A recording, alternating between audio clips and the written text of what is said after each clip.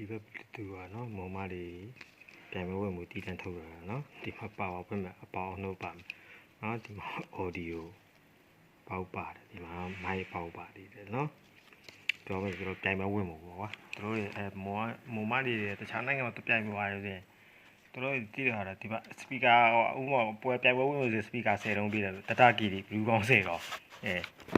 ပြောပြမှာတမိုင်းကြောင်ပြောပြမှာဒီမှာတစ်ခုပဲမှားတယ်နော်ဒီမှာတစ်ခုဖွင့်လိုက်ခဏပြောတဲ့ connection နော် speaker ဒီမှာတကြိုချိန်မယ်ဟိုမှာပြန်ဖို့တော့ဝင်နော်ထိုင်းဘက်မှာတို့မွိုင်းမှာထိုင်းဘက်မှာတော့ပြန်နော်ရှုံးတော့ကင်ရန်လိုက်ပါဥပါကင်ကြီးလိုက်ပါဥပါစားရငယ်ဆိုတော့ဥပါရောက်တော့ဥပါဘာပြောတော့မူချောစောတဲ့အကုန်မူတာလို့ဆိုရင်ပေါ့နော်ကင်ရမူတာလို့ဆိုအကုန်လုံးဒီတော့မမလေးအကုန်လုံးချောတယ်တဲ့ကျဲပေါ့ပြ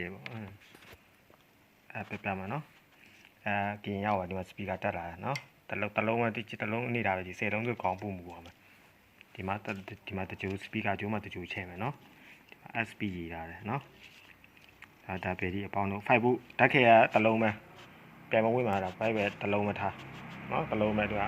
connection ချိန်မယ်နော်နောက်ဝနီးပညာချိန်ဆက်တာပြောပြရတယ်နော်ဒီမှာ speaker ချိန်မယ်နော်ဒီမှာဓာတ်ခဲတလုံးပဲဒီမှာအပေါင်းတော့ကျူးလိုက်မယ်နော်ဆက်ခုံမောင်းမယ်နော်ဒီမှာ speaker တကြိုတက်လိုက်မယ်ဒီမှာ speaker တကြိုတက်လိုက်မယ်နော်ဒီမှာကင်ကြီးရတော့တရားပေါ်လို့ထပ်တင်ပြီဒီမုံမတွေရတယ်သူကအပေါင်းတော့ရနော်တင်ရထပ်တင်နော်တင်လို့ speaker 10လုံးပေါ့ကွာစိတ်ကူတယ်မှာဒါတစ်လုံး10လုံးလို့မြင်လိုက်နော်ကင်ကမိုက်ပါတတ်လိုက်သေးတယ်အတန် speaker အတန်ပူကျအောင်လို့ဆိုអော်လိုက်သေးတယ်အတန်ဟိန်းသွားတော့နော်တော့မုံနဲ့ကင်တော့တပြိုင်တော့မနိုင်နေဘူး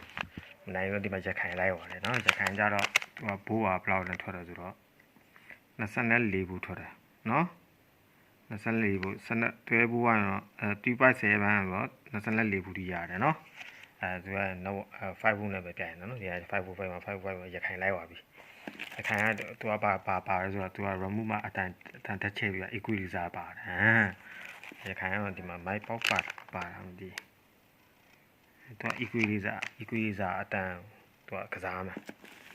နော်ဒီကကင်ကြီးရောဒီဘက်ကတော့မုံမတွေတော့ကင်ကြီးတဲ့ဒီမှာရက်ခိုင်လိုက်ပါပြီခိုင်က equalizer အတန်ချင်းမယ်နော်အတန်ချင်းရင်သူကအတန်တစ်ချက်ပိတ်တယ်ဘာတန်းမကြတော့ပြန်ဖွင့်နိုင်မှာဒီ equalizer ကစားပြပြီနော်3လုံးချိတ်ပြီးတော့